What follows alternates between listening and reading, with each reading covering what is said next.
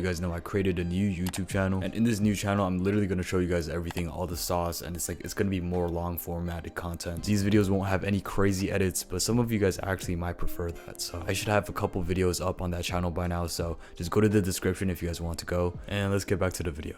In today's video, I'm going to be explaining the most unethical and easiest way to make a lot of money with your clothing brand in 2024. I'm going to be honest, it's not unethical, it's just not ideal, so it's not like morally wrong or anything like that, so you don't have to worry, but I feel like most clothing brand owners really don't recommend this route. But I'm going to be honest with you, I don't give a flying shit, as well as I personally don't think there's anything wrong with starting a clothing brand for money.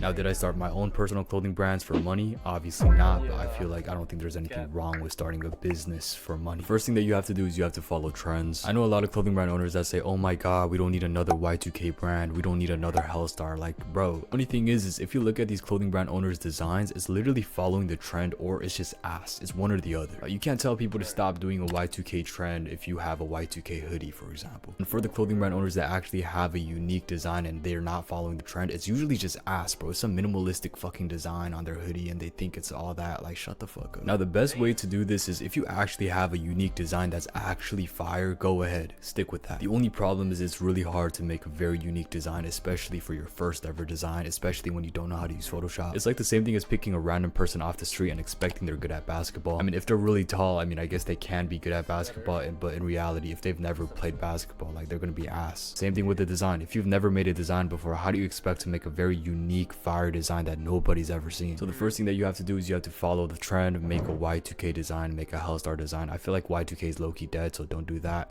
I feel like Hellstar is very popular right now, so very, wild graphic design is really popular. Just to give an example, because examples are better for comprehension, there's this brand called Billionaire Studios, and they have this tee where like they have like a weird ass face. Personally, for me, I don't really understand it. It just looks like Play-Doh mashed together to make a face, but I mean, I get it, it's streetwear. And the reason why I bring this up is because I've seen like 2 to 5 brands with the same exact design, and I'm sure they're making money from it. So the second thing is marketing, and the only unethical-ish thing that I could think of is just literally exploiting controversy. This is something that I personally do. Obviously, I don't make like crazy ass statements. Like, I just like lie and say, oh my god, do you guys think it's worth it? Or like a video where I say, oh my god, explain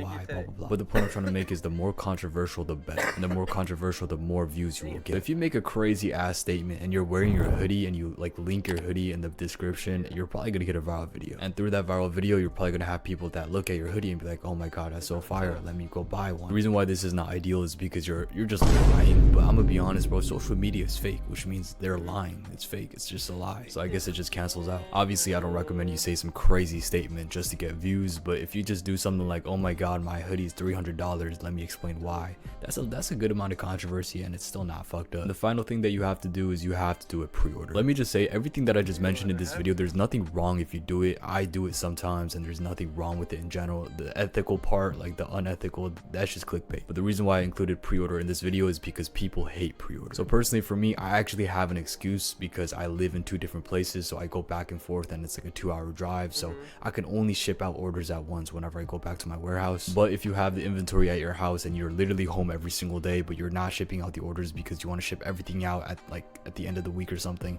I guess that's kind of fucked up. Obviously, you're gonna get a lot of complaints, you're gonna get a lot of issues, just people complaining about shipping times, blah blah blah. But in my personal opinion, in terms of marketing, I feel like it's a very good way to market your brand, because you have a bunch of packages and it seems like you get way more orders than you actually do, and technically you're not lying, you're just waiting till the end of the week or month just to ship everything out all at once. That is the end of the video. Hope you guys enjoyed it. If you guys want to work with me one-on-one where I help and start grow your clothing brand for you, all you have to do is just give me money and I'll do everything for you, bro. I also guarantee that you make at least $2,000 in sales, and you might think, oh my god, that's too good to be true, right? Well, it is too good to be true, motherfucker, because that's what I offer. Once I get more YouTube clout, I'm definitely going to charge $2,000 or maybe even more. But these are all the brands that I help start and grow, and I've been doing this for like a year and a half, and I've hit 6 figures in the first year, so I feel like I know what I'm talking about. If you guys don't want to work with me one-on-one, I also have a bunch of different resources available on my website. Guys,